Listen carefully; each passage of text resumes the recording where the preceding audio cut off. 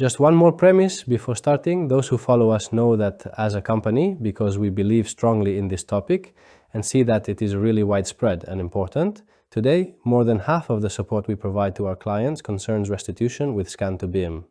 We have equipped ourselves and now offer a quite vertical solution for this purpose that is broad in scope. It's not just the design system. As you probably already know, because we've been offering it for more than a year, we also have a survey system. We chose SLAM, not because it must be the only technology, obviously everyone chooses the one they like and the one that best fits their needs, but because we found it extremely practical and effective. And then we also have the platform. The BIM Leader platform is a collaboration platform. In recent months it has been extended with specific modules for point clouds, so you can upload the cloud online, federate it, that is, merge it with the models, share it with colleagues and clients, and also use it as a basis in coordination meetings to perform clashes between cloud and model and see whether what you're developing aligns with what was surveyed. Various scenarios open up, because the point cloud is not just for surveying and designing, there is the whole field of managing construction stages, for instance, a progress cloud compared with the construction models. I'll stop here, but just so you know, the topic is very broad. Today, however, we are talking about ARCHLine.XP, so we're in this specific phase and we'll begin listing the new features. Some are new, some are a repetition of things that were already there. For those who know us, I've listed them all. We start from cleaning the cloud. Today in ARCHLine.XP we can load clouds in various formats. Autodesk recap formats, E57, LAS, and many more. The recent change is that we now convert them into our own format. So ARCHLine.XP has its own internal cloud format. The system converts the cloud and this allows us to edit it. So the cloud is inherently lighter to manage, and in addition we can actually cut, clean and decimate it, knowing that we are effectively reducing the size and weight of the cloud. This may require a bit more attention to disk space management, but we'll then refer to online guides that we'll publish. This is a section-based clipping function, very convenient. I draw a line, specify which side to keep, and the program cuts everything. I'm working in 3D with the navigation cube, as you may have seen. Let's repeat that briefly. I draw a line in any direction. The program, as if making a cross-section, cuts everything on one side, and I am left with the rest. Of course, there are traditional commands, those used to remove parts inside or outside a selection, always in three-dimensional view. The big difference compared to before is that points are not just hidden but actually removed, so we are truly reducing the size of the cloud that is open in the program and occupying RAM memory. At the moment this operation is carried out in 3D view, but I can perform it from any perspective. Top view, side view, front view, always with these dynamic commands. The system, as you see, reacts automatically to the active plane and allows me to draw polygons. That was the cleaning part. There is also another cleaning method that I'll show later in a different context. Then there are recolorings. Now the cloud can be recolored according to various criteria. We know, for example, that seeing a monochrome cloud can help us see edges better when we create sections. Removing color is usually appreciated because it also removes some approximation. This one instead is the reflectance-based coloring. Many laser instruments provide this parameter, so depending on how the laser hits a surface, we get colors based on whether the material is metal, concrete, etc. Reflectance is a physical concept, and this also helps us understand a point better. The way it is colored can help us interpret the cloud's data. Now we get to decimation. Decimation is, I think, among the most important things we implemented because, as you see, this is a cloud where the system reports 276 million points. It's not even extremely heavy, but it's just to give you a sense of scale. It's a very detailed cloud, created with a static system, so precision is on the order of a few millimeters. There are 3 decimation methods. 2 of them are very similar. The random method, for example, simply allows me to reduce the file size by a specified amount. So from 270 million, I bring it to 200 million, for example, and the program randomly removes points. It literally removes points at random. These processes are somewhat heavy, they may need a minute or two. As you saw, however, the reduction at these levels does not affect the appearance much. We have many fewer points, but the cloud looks the same, showing how many extra points were there that were not needed for our purpose of preparing drawings. The other method is still random, but works with percentages rather than fixed sizes. I wanted to show it by zooming in a bit so we can also see something else. When we go inside a cloud, navigation is complex, but with this feature that enlarges the points, and I can choose how much with plus and minus adjusting their size, I get a textured view. This helps me understand what I'm seeing in that area. Exploration of the cloud is a process in itself. Look here, reduction to 3%, so I'm making a truly drastic reduction, basically removing nearly all points, and yet overall the result is still there. We'll look at it from outside though, because I'll show how this type of reduction leads to some gaps, especially on the roof, under the upper part, because I removed so many points that the cloud has only a few million points instead of 270 million. The spatial method is the most powerful technique we've introduced, and it takes more time because it reduces the cloud size using a spatial criterion. I can tell the program to keep 1 point every certain distance.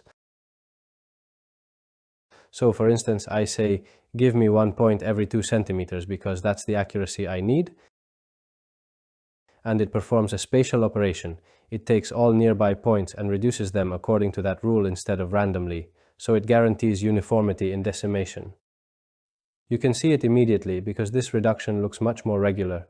Now it's like a very regular grid, yet I have a cloud with 6 million points instead of 270 million. And if I go outside and look at it, you can see how precise, well, I should say how detailed it still is, without gaps. So I can guarantee that this level of cloud is more than sufficient for working and restituting according to the method we devised. These functionalities are, in my view, among the most important because they solve one of the biggest problems we had in support: clients with not so powerful computers having to handle huge quantities of data. Then there's the whole process of adapting to the BIM environment because we're clearly dealing with a cloud in a BIM context, where we define levels. This is a school building with 2 above-ground floors plus the roof area. The roof wasn't surveyed, so we create the level structure, and with these functions we correctly drop our cloud into the BIM levels. Otherwise we cannot have alignment between cloud and model. There are functions that are then fully explained in the guides. The basic idea is, I use level 0, click on the cloud, pick a point. By zooming in, you'll understand what I mean by noise. Here, there is very little noise. You can see that this little edge you see is probably less than 1 centimeter because I zoomed in a lot. So the point I choose is roughly in the middle. We also see some sort of multi-lines on the slab, probably due to some drift or to joining several scanner positions on tripods that produce clouds slightly misaligned relative to each other. These are the kinds of issues we then have to manage depending on the instrument used and the way the cloud was produced. Anyway, our cloud is now aligned with the levels. The compensation I mentioned earlier, even if I used snap as much as possible when defining levels, I'm not going to keep a project where the first floor level is at 3.395 meters. You'll allow me those 5 millimeters so it becomes a clean 3.40 meters. This type of approach is what I meant earlier. The obsessive search for snaps is often something extra. Now that the levels are correctly set, we can work in plan. We've implemented a system to align levels and cloud. What does that do? It basically says, make a cut at 1 meter above the floor level with a thickness of 20 centimeters. The program makes these cuts for all levels, then with a flag it aligns them. So if I switch to the 3D plan, I see automatically sliced views. But if I go to the 2D plan, I can work completely in 2D. I have a view aligned to the level, so if I change the level, the point cloud follows. There is a concept of active filter plane indicated by a small arrow in the filter manager. I can also set a delta. For example, I'll set 10 centimeters so that with keyboard shortcuts up and down, I can dynamically raise and lower this slice. I'm always working in plan, but I'm raising and lowering the cloud by 10 centimeters because restitution is a dynamic process. While I'm drawing, I might need to move up or down relative to the cloud, perhaps because there's a wardrobe in front of me, or because I want to see above the door. We're working in a BIM environment. I'm not simply generating a plan or a section. This means that if I want more views, I would normally have to generate multiple drawings. Instead, I'm working within a model, and by moving the cloud up and down along with the 3D viewer, I can work dynamically without having to generate countless copies that I could lose track of. Still from the plan, we firmly believe in drawing directly in plan. I can also perform smart cleaning operations localized to a level.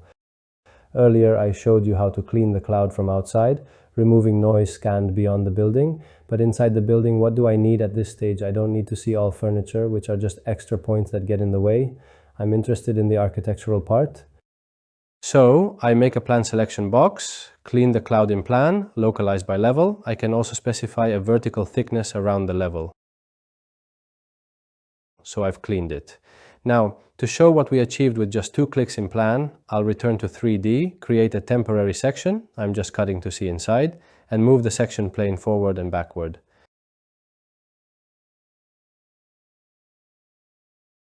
Notice in the bottom left the gap. It's there because the cut was applied only to the ground floor level, not to the entire cloud. So these operations mean that in the end the cloud will be extremely light, manageable even on computers with modest performance.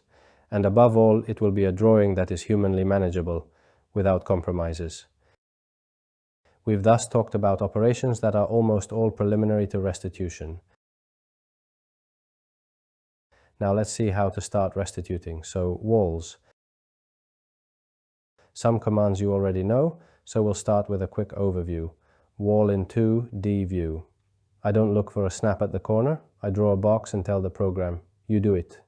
It finds the compensation of the direction based on those points. I remove the thickness just to see better. It finds the best direction and compensates the wall. The wall will not have millimetric thickness, but is rounded to the nearest centimeter. I don't search for the corner, I draw one wall segment and then connect. I have all the connection commands. Adjust to T, adjust to L. What's the point of looking for the corner snap? That's our view. Connecting, all this search for snapping. I must remember that I'm working over a cloud with possibly inaccurate measurements that I have to compensate, meaning it's a waste of time trying to snap everything perfectly. Windows, then vertical elements. I'll show other techniques later. Window between 2 points in plan. I click from here to here and the window is placed.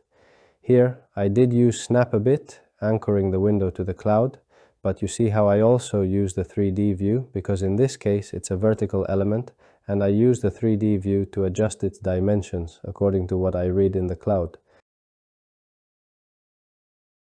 With stretch functions I take my window, which is parametric, and stretch it.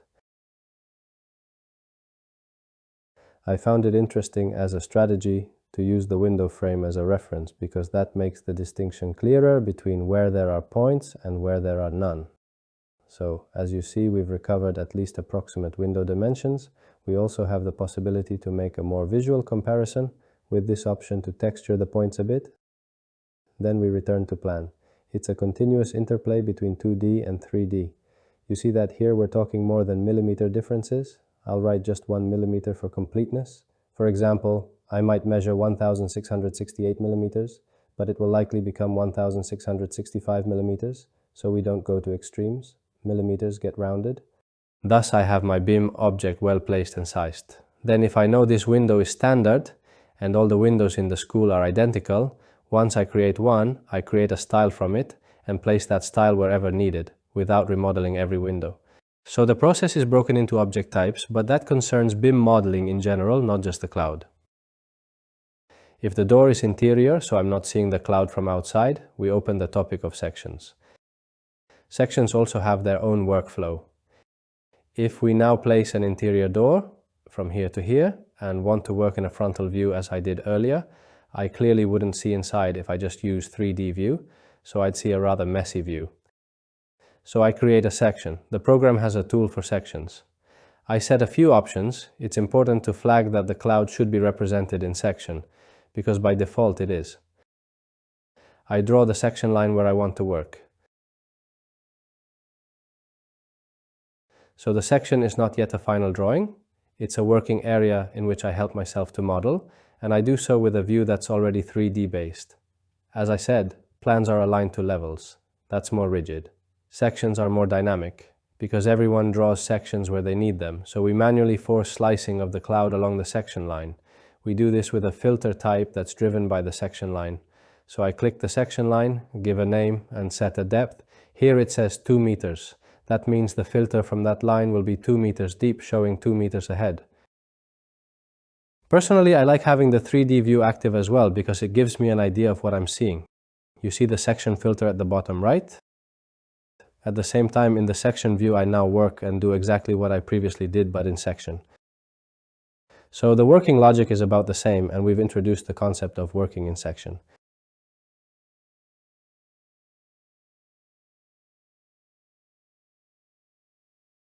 We must work with our normal working views. Whatever we normally do in a BIM modeling context, we must be able to do with the cloud present.